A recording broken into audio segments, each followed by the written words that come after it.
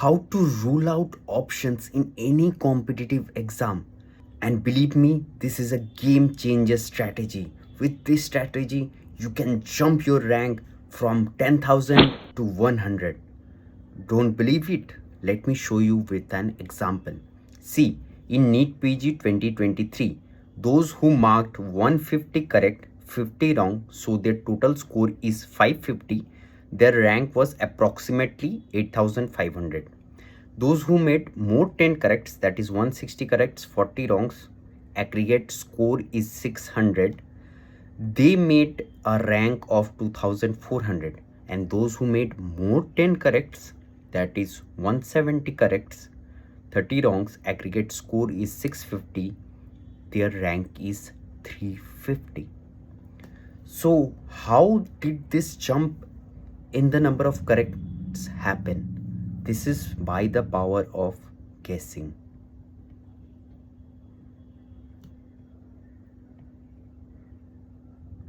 And how you guess? By ruling out options.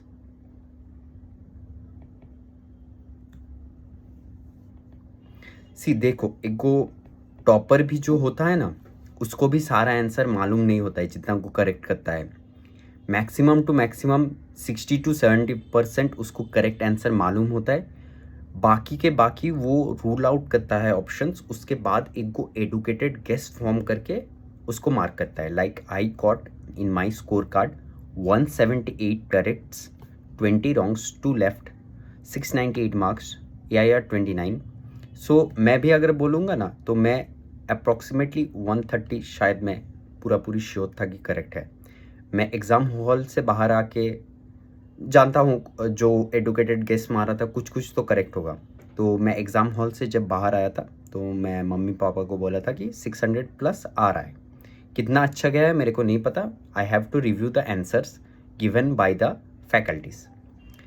तो review करके मेरे को मिला कि मेरा एडुकेटेड गेसेस बहुत ही ठीक था. 675 मार्क्स मिल रहा था अबाउट. एंड 4 को कंट्रोवर्शियल क्वेश्चंस थे, उनमें से 3 को ठीक निकल गया. ऐसे करके 698 मार्क्स आ गया मेरा.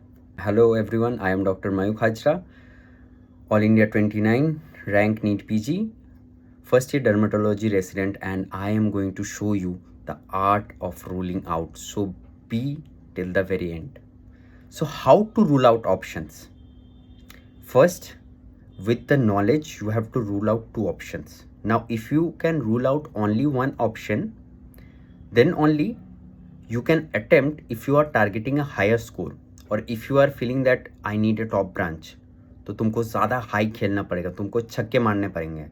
तब तुम अगर एक भी ऑप्शन रूल आउट कर देते हो तब तुम अटेम्प्ट कर सकते हो. क्योंकि we know that the rule of NEET PG is +4 and -1. So तुम अगर 3 को ऑप्शन में से चूज करना हो तो there is a possibility of +4 and -1.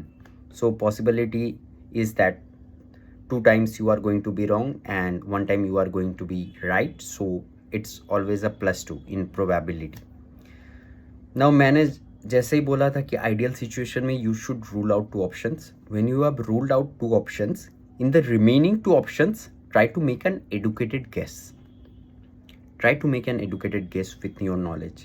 If you can't make, then the first option that strikes your mind, mark that only, because it is been seen in research that 7 out of 10 times our first intuition is correct. So believe in your intuition and your luck on that day. Factors on which accurate educated guess depends your knowledge. You should have the depth of knowledge so that you can rule out options and make an educated guess. Concentration and presence of mind so that you read the question properly, because मैं तुमको live demonstration में दिखाने जा रहा हूँ कैसे करके rule out करना है options from NEET PG 2023 questions only. तो वहाँ पे देखना कि नीट PG 2023 में बहुत सारे सटल ट्विस्ट थे. तो अगर कोई क्वेश्चन को लाइन बाय लाइन ना पढ़े तो उसका गलत होने का चांसेस बहुत ज़्यादा है. सो concentration and presence of mind is very much important while ruling out options. And luck and intuition power. Okay, luck has the last laugh every time I say. 30% depends on luck. सो मेरा intuition power NEET PG में अच्छा काम किया था, तो it's based on luck also, किस दिन किसका चलता है. So let me show you live demonstration of ruling out options and how to solve controversial questions from direct questions of NEET PG 2023. Coming to the first question. So ये वाला एक गोगाइनी का question है, OBGY. A female comes for first ANC in 8 weeks of gestation and you find a hemoglobin of 9 gram%.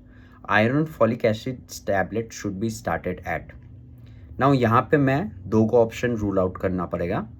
So ये दोनों rule out हो गया, क्योंकि तुमको पता है कि prophylaxis of iron folic acid tablet is being given after first trimester. तो फर्स्ट ट्राइमेस्टर तो 13 वीक्स प्लस 6 डेज तक होता है. So may be the answer is 14 weeks और maybe the answer is as soon as possible. But remember, जो पढ़ाया जाता है ना वो वाला है प्रोफाइलैक्सिस. और यहाँ पे क्या पूछा है, क्या करोगे, क्योंकि इसका तो ऑलरेडी एनीमिया है. तो ऑलरेडी एनीमिया है तो क्या तुम उसके लिए वेट करोगे कि और ज़्यादा एनीमिया हो जाए? और एनीमिया में हम लोगों को पता है कि IUFD होने का चांसेस, स्टिल बर्थ या फिर फीटल ग्रोथ रिटार्डेशन होने का चांसेस बहुत ज़्यादा होता है. तो तुम क्या वेट करोगे? Obviously you want to wait. क्यों बोला जाता है कि आफ्टर 14 वीक्स आयरन देने के लिए?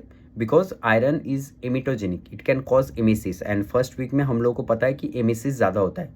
But always remember, in the game of medicine there is risk versus benefit. So here the benefit outweighs the risk of vomiting tendency. Vomiting हुआ तो तुम कोई भी एंटीएमेटिक ड्रग्स दे सकते हो, लाइक डाइक्साइक्लोमीन और ondansetron. So as soon as possible will be the answer, and I also marked it thinking that only, क्योंकि patient को तो पहले से ही एनीमिया है, मैं क्यों नहीं ट्रीट करूँगा, मैं क्यों वेट करूँगा, मैं क्यों और ज़्यादा वेट करूँगा ताकि पेशेंट का हालत और ख़राब हो जाए.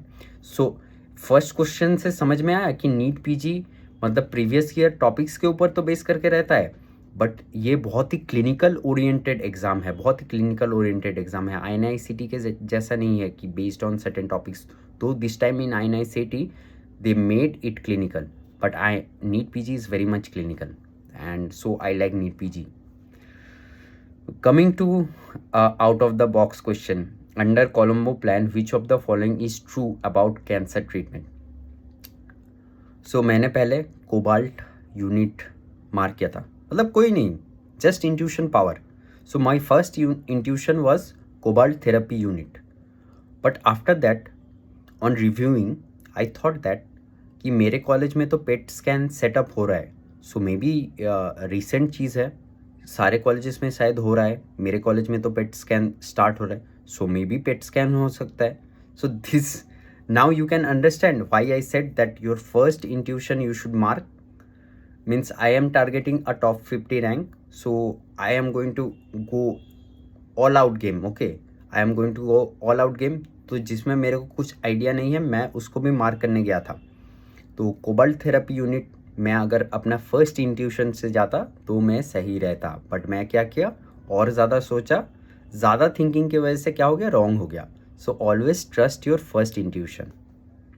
Coming to number 3 question. During a disease outbreak the health care worker will collect water sample for bacteriological investigation as container is kept close to the tap to avoid spillage. ठीक ठाक लग रहा है.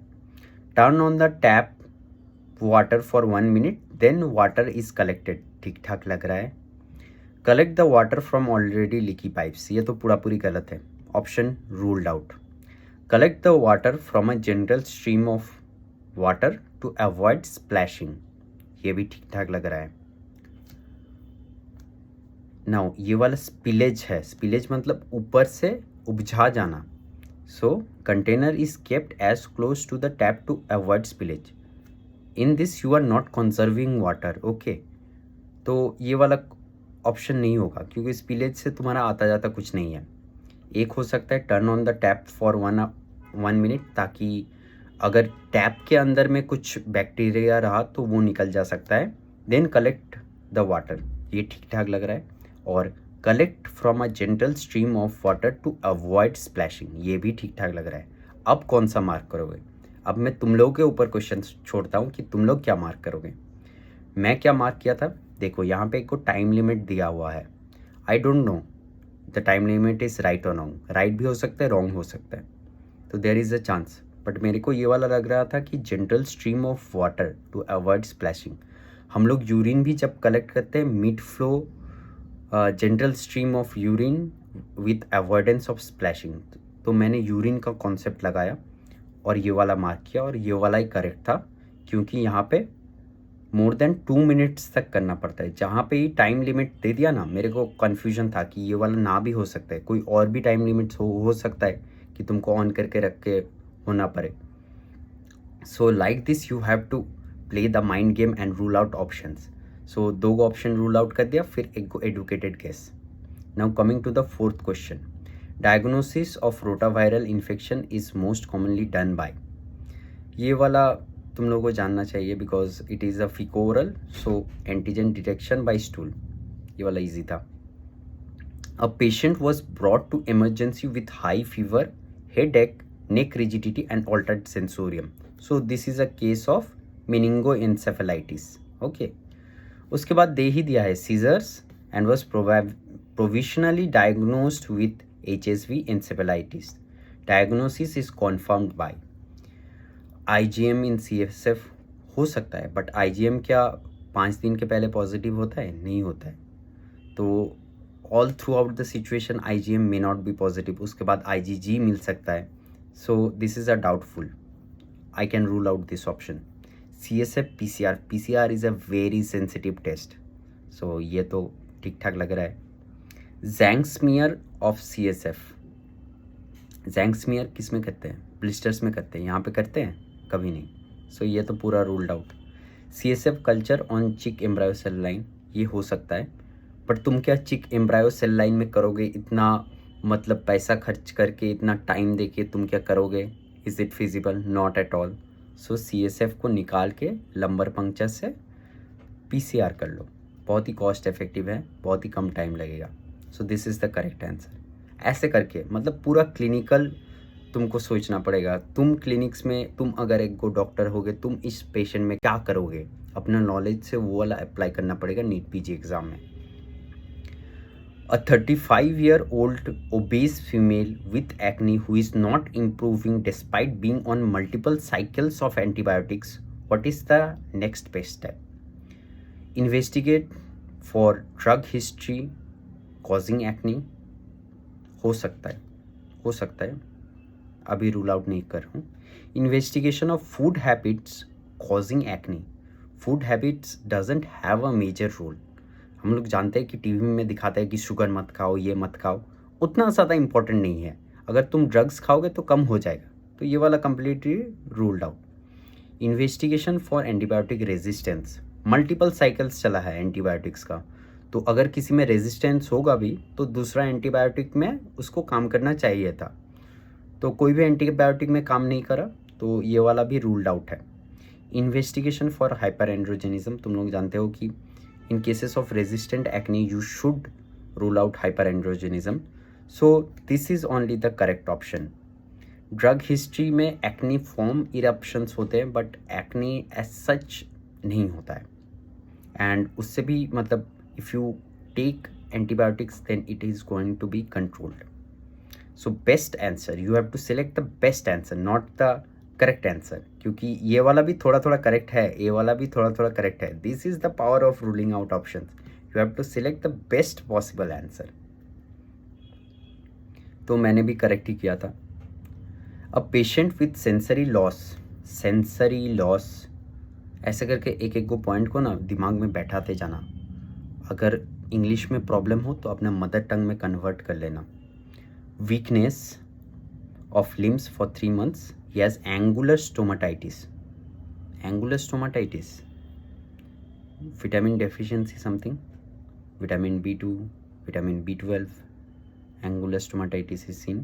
On examination there is loss of proprioception, vibration, sensation मतलब sensory involvement is there, UML type of lesions of lower limbs and absent ankle reflex also. So UMN LMN both है. What is the probable diagnosis? Extradural cord compression, उसमें stomatitis तो नहीं दिखना चाहिए ना, नहीं दिखना चाहिए, तो रूल्ड आउट। ALS में UMN LMN both are seen but sensory involvement is not seen, ruled out। MS is a completely different game, optic neuritis होगा और भी बहुत कुछ होगा। So what is left? Vitamin B12 deficiency से subacute combined degeneration, combined means both sensory and motor, so this is the answer। Coming to the 8th question, hemodialysis is useful in definitive management of hyperkalemia. During hemodialysis, the patient develops hypotension, headache, treatment for the condition। So क्या हुआ है, इस condition को क्या बोलते हैं, मेरे को बिल्कुल भी नहीं पता था, but seeing the options I tried to make an educated guess. See, यहाँ पे हाइपोटेंशन हो रहा है, हेडेक हो रहा है, सो मतलब बॉडी का फ्लूइड कुछ कम हो रहा है शायद, सो मैनिटोल हो सकता है। पहले बाकी ऑप्शंस में जाते हैं। नेसेरिटाइड एनालॉग है, PNP एनालॉग्स, डायूरेसिस कर देगा, तो ये तो उल्टा चला गया ना, ये वाला नहीं होगा, और दोनों लूप डायूरेटिक्स है, तो ये दोनों नहीं होगा। मेरे को लग रहा है ना मैनिटोल होगा, मैनिटोल मार्क कर दिया, आंसर करेक्ट निकल गया। मेरे को पता ही नहीं था ये वाला कंडीशन को बोलते क्या है, इसको डायलिसिस डिसइक्विलिब्रियम सिंड्रोम बोलते हैं, कि मतलब डायलिसिस फ्लूइड में जाता है ना, तो यूरिया निकलता है, ब्लड से यूरिया बहुत ज़्यादा निकल जाता है, so the osmolality of the blood reduces, and as the osmolality reduces in the extracellular fluid, so it goes inside cells।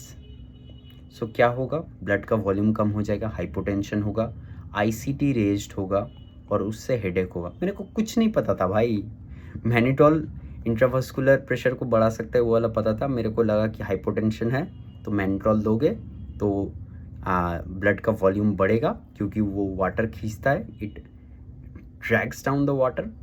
So I marked mannitol. I didn't knew the condition. Still I marked the correct option.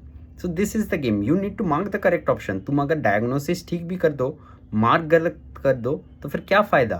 तुम diagnosis ना करो, mark करके आ जाओ ठीक answer, यही तो है फ़ायदा।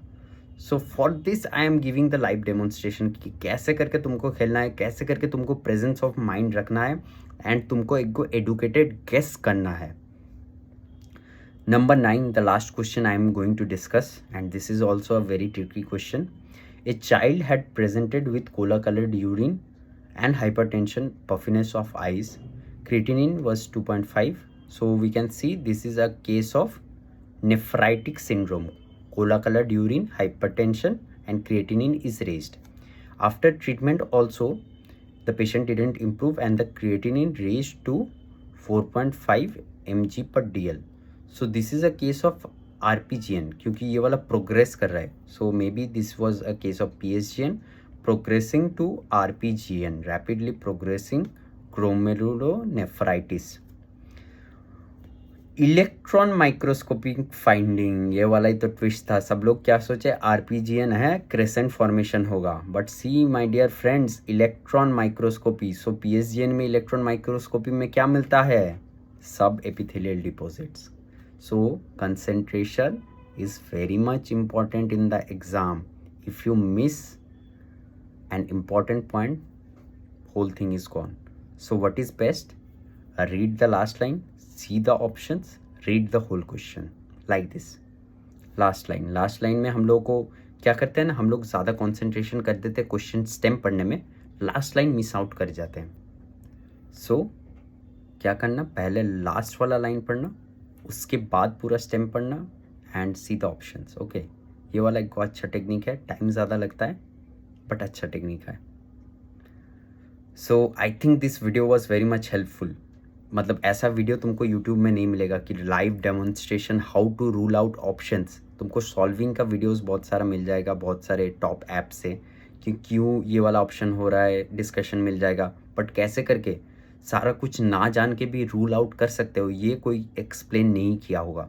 सो if you like the video, do hit the like button and do subscribe to my channel, because like this kind of content no other NEET PG influencer is giving. Okay, and I am available on Telegram on Medico Magic. and on Instagram with Dr. Mayukh Hajra. All the links are given in the description below and also in my channel. So all the best for your NEET PG and FMGE. Keep rocking, guys.